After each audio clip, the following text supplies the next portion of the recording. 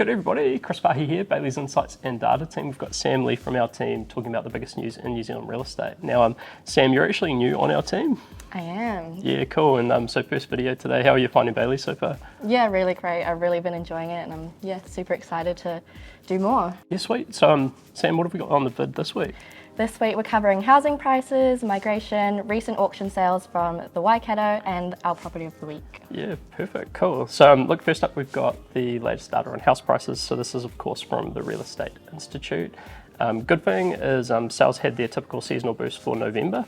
Sam, what have we got in the stats this week? So New Zealand had 6,400 sales during November. That's up around 12% from last year. Yeah. The house price index was up about 5% from the low point in May. And Auckland, Wellington, Canterbury and Otago came up on top with the strongest rise over the past 6 months. Second up, we had the latest migration data. So this is, of course, Stats New Zealand, their sort of monthly data on migration. And so, Sam, what have we got in this? Yeah, so another month of record net migration, just under 130,000 over the last 12 months to October this year. And yeah, mainly we're seeing like the big gain from non-New Zealand citizens, mainly from India, Philippines, China, Fiji and South Africa. Yeah, interesting. So just like real continuation of the data that we've been seeing over the past, probably most of the year. And of course, we're also seeing that big boost of demand into the rental market, rents up quite a bit. So yeah, it looks like that's set to continue for a while. Next up, there were some changes to the Reserve Bank, right? So new governments come in and they've started to kind of implement their changes. And so in short, they've passed the Reserve Bank New Zealand Economic Objective Amendment Bill, which sounds like a bit cryptic, but that's changing their mandate to focus solely on price stability. Now it's fair to say probably no one knows what this is actually going to do because the original changes about looking at employment were in the hopes of kind of giving a bit more stability to the economy. So yeah, wait and see on that one, but the plan is that it might hopefully reduce inflation and reduce interest rates, which would be cool. And so next up, we've got our weekly sales snapshot. So this snapshot's powered by the team from Bayleys Auction, sample of recent sales in Waikato. And so Sam, first up, we've got one in Chartwell. Yeah, so this is Bayleys listing for 19 Wymer Terrace, Hamilton. Chartwell gem, a fine find. 4 bedrooms, 2 bathrooms on 1,100 square metres. Kiwi quarter acre in a prime location marketed by Amy Vanderbroek in Bayleys Hamilton. The auction campaign sold under the hammer for 1.4 million. Yeah, cool. And then next up we've got 98 Awatere Avenue in Hamilton and Waikato, of course. Peaceful retreat in the heart of the city. 4 bedrooms, 2 bathrooms, brimming with character, set in the heart of the central suburbs. This was marketed by Sarah Adams from Bayleys Hamilton.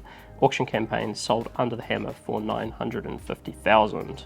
Last up, we've got 1573 Alexandra Road in Matamata, renovation restorations. We've got 4 bedrooms, 2 bathrooms on 2,600 square metres. Panoramic views of the surrounding farmland and the Kaimai Ranges. Marketed by Neville Jacks and Mike Fraser-Jones from Bayleys Matamata. The auction campaign sold under the hammer for 860,000. Next up we go offshore. Global partner Knight Frank's released their latest global house price index for Q3 2023, and so this tracks house prices across 56 countries around the globe.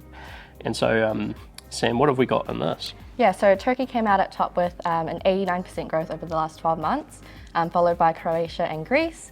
And New Zealand ranked 47 out of the 56 with a 3.5% fall in the last 12 months. One of the key issues they identified was the low market liquidity, which is a big issue for housing markets in 2024.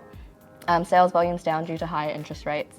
It's kind of what they're looking at. Yeah, and it's kind of interesting. So those are like themes that we've seen in New Zealand, obviously, for like 18 months, and starting to see that flow through some of the countries overseas. Although Turkey, with their crazy inflation, they're still boosting house prices over there pretty seriously. Then finally, to wrap up, we've got our property of the week. And so Sam, your first property of the week, what have you got for us? I've got 808 Tram Road in Ohoka, Canterbury. Home is where the heart is. 5 bedrooms, 3 bathrooms on 2.58 hectares. Tranquil and spacious masterpiece. Your own secure mini resort. Contact Julia Ashmore-Smith from Bayleys Christchurch. Yeah, so that's an awesome property. And then for me, I've got 291 North Road in Clevedon in Auckland. Riverside Town and Country lifestyle, 7 bedrooms, 4 bathrooms on 15.37 hectares, refurbished Victorian homestead, wraparound veranda facing north across the Wairau River.